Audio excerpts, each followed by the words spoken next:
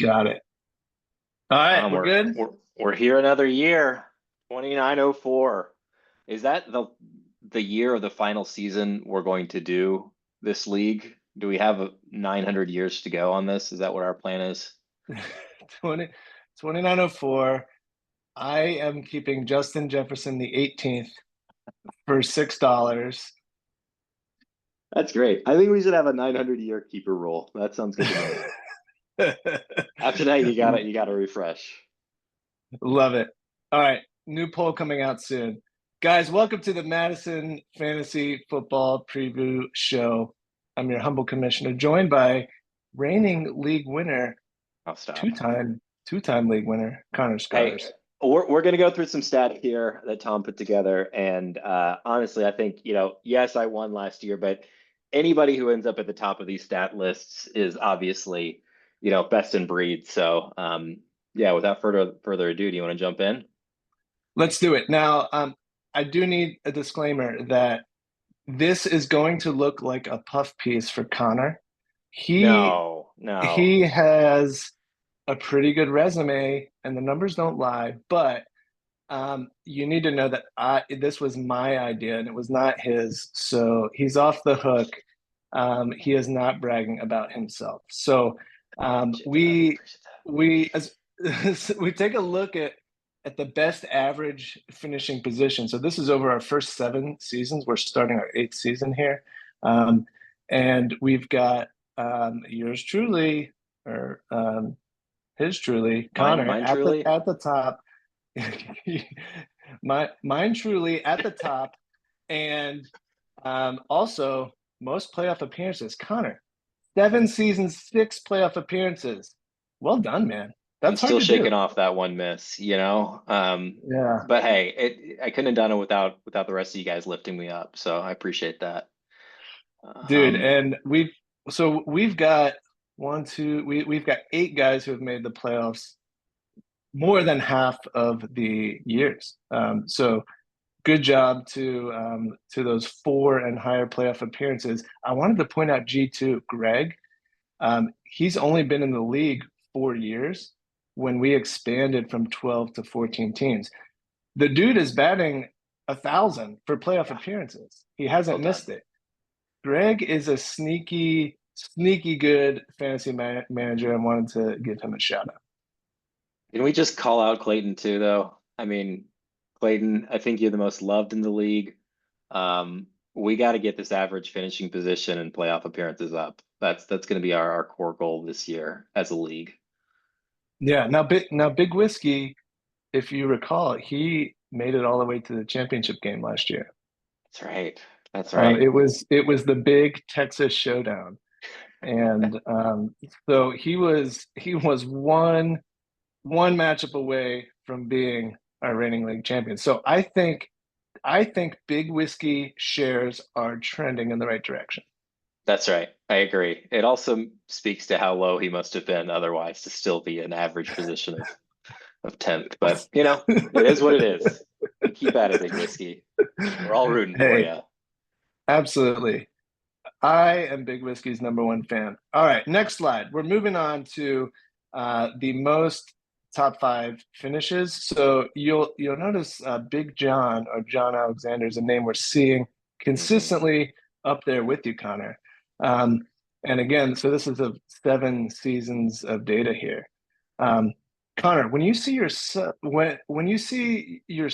that these stats are showing all of the recent playoff success that you've had, how does it make you feel to be the manager of a football team from Dallas that's actually been able to make a strong playoff run? Yeah, yeah, it's different here. Walking around with a championship in the city of Dallas is a rare thing. So I carry that with pride, but I just want to rub a little bit of that off onto the Cowboys. Who knows? Maybe in the next 900 years we'll see some come through. Yes, maybe the Cowboys will be off of 5 Super Bowls In 900 years from now. do the Eagles have a Super Bowl in the last 7 years during this league? I forget. The Eagles do. We do. We did it. They do. So So, they've had They've had just as many top five finishes as you have, Tom. So well done. Well done on that. All right, let's keep it moving. So unfortunately for Big John, those that playoff success, or I should say regular season success, has not resulted in any league titles for him. But Connor, with your win last season, you joined Brian in the exclusive club of multiple time league champion. Brian won our inaugural season and then won again in when he made his return in 2020. The big wild card is whether or not Brian's going to auto draft. I think that was a bold strategy last year.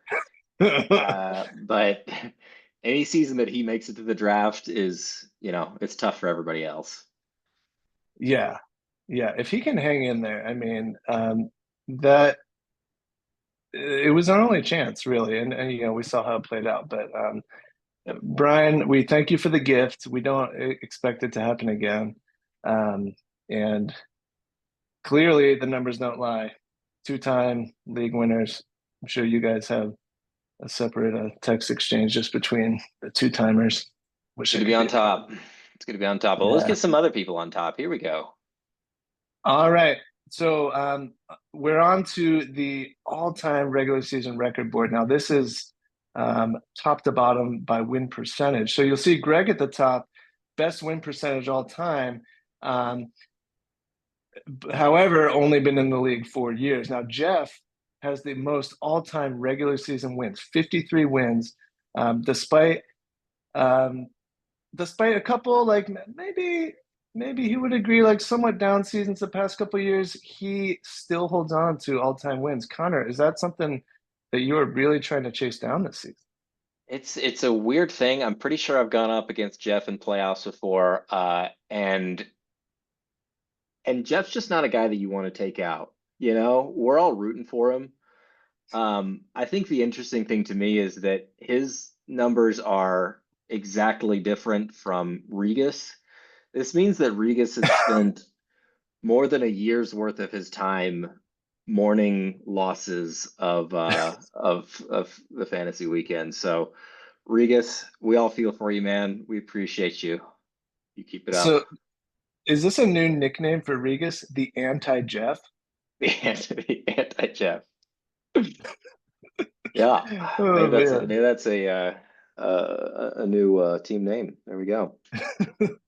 So, so in that center graphic there, most regular season wins in a season. So we've had your most recent season, Connor, and then a few other strong regular season wins seasons with 10 wins. Do you think we will see an 11 win regular season this upcoming season? Yeah, I mean that's a pretty high bar. I will say I do like seeing myself both at the top and the bottom of the list, and the middle. Really, I try and play all parts, which is great. Tom, shout out to you. You've got two 10-win seasons. I feel like you're right Yeah. there, man. What's it going to take this year? This year, it is going to, you know, Connor, I wish I could tell you. I I usually have a pretty good, if not good, regular season, and then my team forgets how to play. And I need to. I think we need to do some more team bonding exercises, like That's those right. ropes courses that you can go to. I think we just need to like get out and really Yeah, get to know each other a little bit better. Maybe the fantasy ropes players courses. yeah, Yeah, like meet the coach, that sort of thing. Yeah, I think that'd be good. that's it. Maybe that's what we need. It's a culture problem. That's what it is, Yeah, Um, yeah. happens to the best of And us. and then our graphic on the right, fewest regular season wins. Now, not to bash or anything, but the thing I wanted to point out was that I think the competitive balance in our league has been improving. Um, we have not had a team with less than 4 wins since 2020, 3 seasons in a row. Hmm. Yeah, so I think from that standpoint, as a commissioner, I really love to see that. Yeah, everybody's competing. Yeah. Clayton's 2018 season, Not the Oh best, man, what happened? but he came back and he plays every year, and that's why we love him. You know, Dude, Big Whiskey, you were much better than that one win. that's I right. that must be a mistake. I think it's a mistake. I think it's a mistake too. Win Hey Connor, streaks and losing Connor, streaks. Yeah, let's go streaking. Right now, let's. you and me. Here we got the longest winning and losing streaks. Sorry, I'm on the wrong page. Okay. So um our longest win streaks, John and Greg last season both had 7 game win streaks, the longest regular season win streaks we've ever seen. And but I've gotta ask about Regis's 2019 season. Like, do you remember that season? And I don't remember it personally. Um, but that's not just losses that season. That is a streak of losses. That is 10 weeks. That's 2.5 months of his life that he will never get back. Yeah. Like, so Connor, I'm seeing you and I have both lost 6 consecutive at different points. Yeah. I mean, that really is rough. Add a month onto that Yeah. straight. Did anybody check in on Regis during that time? That's a great question. Um, Maybe we should check in on him now just to see if he's healed from it. Yeah. I We'll mean, it's find been out. 5 years. Regis, you haven't had any other streaks of 5 or more losses except for that one legendary streak. So let's keep going in the right direction. All right, let's move on. We've got the biggest one-sided results of each season. So 3 of these shellackings were at the hands of Brian. Mm, mm. Brian has been known to bring the hammer, with Dustin handing out 2 more. Um, I need to point out though, Connor, this matchup that we had in 2019. Do you remember this? I, I can't say I do. Um, it's a weird thing because I had like all these other ones are, Brian had a 200 point week, Dustin had a 200 point week. Like they're really, really solid. This was just you having a historically bad week, you know? I'm You, sorry. you more than tripled my score. And the thing is, we probably went into that week being like, it's gonna be head to head. I can see it going either way. Yeah. Well, I think we saw which way it went. I Yeah, think after that game, I think I just cut everybody. yeah. Just That, started over. that's probably not a terrible idea. Yeah.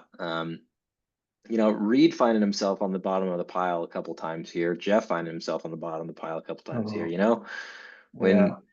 When when they lose hard. But you know, that's the way it goes. You want to jump into keepers here? Let's do it. All right, give Great. us give us your hottest takes. Here we go. All right. Hot takes. Here we go. So we'll start off with reluctant Bo Nix apologist. Who So is that's that? I don't that's even know. Doug. Is that Doug. Doug? Okay. Doug from G-Troit, as we call it, Greenville. There we go. Thank you, Doug, for being with us another year. A little Ayuk action, a little Evan Ingram action. I kind of like stopped looking at Evan Ingram once he was just dropping balls left and right in New York. But apparently he's worth $12 this year. So good job, Doug, on snatching him up. Yeah. Um, I Ayuk is a guy that I would love to have him at that price for sure. I'm definitely envious of that one. yeah. Then we got Big Whiskey. You know, Gus Edwards isn't at the top of all of our draft boards, but for $6, I think that he is the starting running back of the Chargers. So I mean that might be a steal. That might be the steal of the century. And then Nico Collins, obviously, we are all on the Nico Collins train. I think that he got 2 steals here at $13, a lot of money to spend. I'm proud of you, Big Whiskey. This is your year. Yeah, Big Whiskey starting off on the right foot. If I had to pick one of my favorite top 3 keepers, I think it's Nico Collins at that price. That's really I'm envious of the big whiskey for sure. Well done. Well done. Now, Tom, Brian brought back Sam Laporta. Um, the surprise here was that he auto drafted him last year. So Yeah, we're looking at like the top two expected tight end this year for $6. You know, Brian yeah. doesn't even need to show up to beat us all. So I know. Yeah. Well, he did not beat anybody last year, actually. But he thinks ahead though. He was already looking forward to the 2024 season. so yeah, I'm pretty sure you're right. I'm pretty sure it was an auto pick. So is Brian that smart or is his computer that smart? I don't know the answer. He's probably using some AI that we haven't even heard of. He's just steps ahead of us. Yeah. We'll go over to spicy. We got Devonte Smith. Tom, you a big fan of Devonte at this price? Yeah, I mean, I had his value at about $190. Yeah, So this uh, is a really that's what I steep was gonna put discount to him. that. Oh yeah. Yeah. Yeah. I mean, he's what team does he play on again? I can't remember. I'm not sure. They're probably irrelevant. I, Yeah, yeah. He's on the Eagles. I mean, yeah. oh, there you go. There you go. I was right. So the other thing to look at in this is that the second player that they kept was not selected. So it just shows the excitement they had about their team, wanting to continue that into next year. And speaking of which, let's look at Puka for Uh, president. he Um, got the same player twice. he said Not we're gonna selected. we're gonna clean the board. This is a rebuild year. So I like the strategy. Shows that last year might not have been the best draft, but there's always room for a new draft. Then we jump over to Jeff. I honestly I want to roast Jeff here, but I don't really have anything bad to say about these two picks. I think they're both pretty good. So, Yeah, this is Olave's third season, I believe, which means this is the last year Jeff can keep him mm, before we all get a chance for some Chris Olave on our team. yeah. And going into last season, Jonathan Taylor was like, we didn't even know he was going to end up playing or not. So I feel like he's kept some good ones. Let's talk about you, Tom. Little Pittman, little Kenneth Walker the third. I call How him you Keeper feeling? Ken. Keeper Ken. This is my final rodeo with him before he hits the open market, and I I'm excited. Um, I'm excited. I just cannot quit the Seahawks. I just can't do it. I want to stay as far away from the Seahawks backfield as I can. But you are diving right into the belly of the beast, so we'll see how it plays out. Um, Speaking of backfields you want to stay away from, I mean, Brees Hall is just comes from a history of great New York Jets running backs, or runners. At least I think of, Mark Sanchez with his iconic runs. Um, and I'm sure there's a list of other New York Jets running backs. So, Regis, this looks like your year. Two winning offenses between the Jets and the Atlanta. What are the Atlanta? I can only think of Atlanta Hawks, Falcons. The other Yeah, one. it's like a hawk. It's like a hawk. It's like a hawk. And Regis is going to be like a hawk stealing wins from us this year. So, Yeah, best of luck, Regis. Um, let's round out here a little bit with who's aspiring for me to. Is that Zach? Zach Cotter. Yeah, he's doing the Big Whiskey School of Cheap Keepers. Yep. Yep. $13 spent. Saving your money. You can go spend it on something nice. I hope you do. We'll see how this one plays out for him. Well, Kelsey and the Mummers Band, So that's Big Pacheco and John Kamara. Alexander. Yeah. Yeah, he's the one to watch. It's weird seeing Alvin Kamara at a $28 price tag. Um, I don't know if that's high or low. A few seasons ago, much higher. Did he not score? Was it five or even six touchdowns in one game? Man, I think I remember him being on Brian's team that year. Just lightning in he a was a bottle. keeper of Brian's for a while, I think. Yeah. Yeah. Yeah. Uh, Yeah, but Big John going two running backs. Is there anyone else who also went two running backs? I don't think hmm. so. I don't think so either. Doesn't look like it, but hey, we do have somebody who went two wide receivers. Oh, Yeah. I waited to the last minute because I needed to make sure CD was actually going to sign and play for the Cowboys this year before, and he did on the last day, and so I kept him on the last day. Um, we'll see how it pans out. Mike Evans just still with it, man. Um, he's the grandpa of the league, but he keeps putting up numbers, so we'll see. We'll see. dude. Yeah. I took a peek at the ESPN auction values for these Mhm. guys that were I think we're going to see those same numbers when we log in on Monday to draft. And CD Lamb was very close to, if not at $70. So Hmm. even at 59, I think you're I think you're getting a deal on that. And a lot of people have him as the number one wideout Yeah. um, above Jamar Chase, Justin Jefferson. So um, man, if he can live up to that, you're you're looking strong, man. And yeah, I think some good value with Evans. We'll see. We'll see. I don't have a ton of money left in the bank, so but I appreciate that support. We look over here at Lamar Jackson going for $37. 37 for the champ. A little steep on Lamar, I think. I mean, I don't recall us ever having a QB go for 40.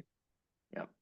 Um, Upper 30s is what I recall. And so you're putting him right up there. You're basically saying, I think this guy is the QB one. That's sort of what that price says to me. Yeah.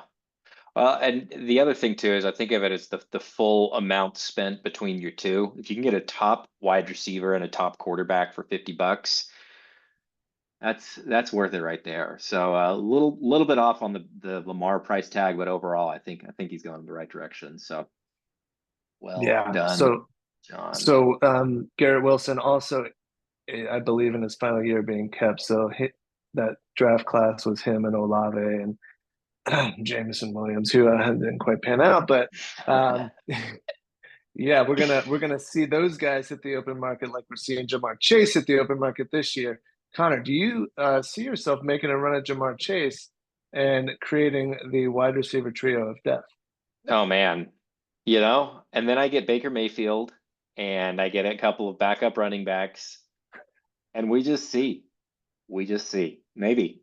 Maybe. You Don't give away my could you strategy could too soon. you could probably draft the entire Cowboys backfield for under $10. I think that would be overspending there, but you know, all the more reason to throw it to CD Lamb. So, all right, let's round out here. Little questionable Tyreek Hill. Is he questionable to be great again or questionable to play? Is the question. Isn't Um, isn't it his finger? I think he's good. you don't need a finger to catch. No, Yeah. just remove it. Yeah, he's good. That's Um, right. Kyron Williams, punt returner for the Rams. I think they put the wrong position.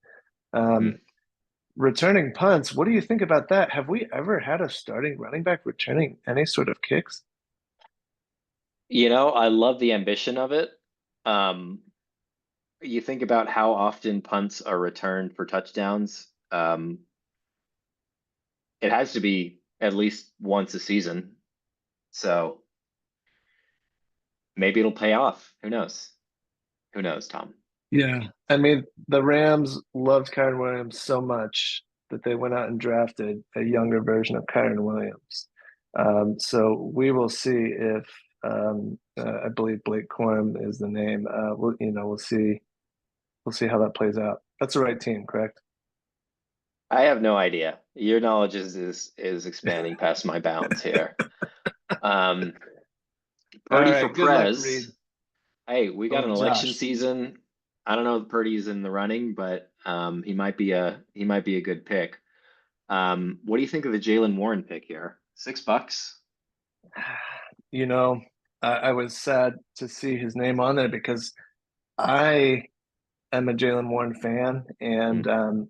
I thought that the Pittsburgh backfield is very much up in the air with Najee Harris, who I think is slated as the starter, but Warren has had a lot of good flashes, and so um, I think this year and potentially even next year as an $11 keeper, Warren might be the starter next year. So this Yeah. could be a long-term play for Josh. Yep. Yeah, it's a good one. And as somebody who owned Najee Harris last season and just waiting for that greatness all year, that never came, it's I'm good to see Jalen get some playing time. So Tom, I think that's it for us. Wishing good luck to the team here. Tom, thank you as well for leading us, being our fearless leader, and keeping this thing going each season. I know it's a lot more work than we see, so we appreciate you. Hey, love you guys, and looking forward to it. Really stoked for this season. Let's have a lot of fun. Cool. All right. See you guys.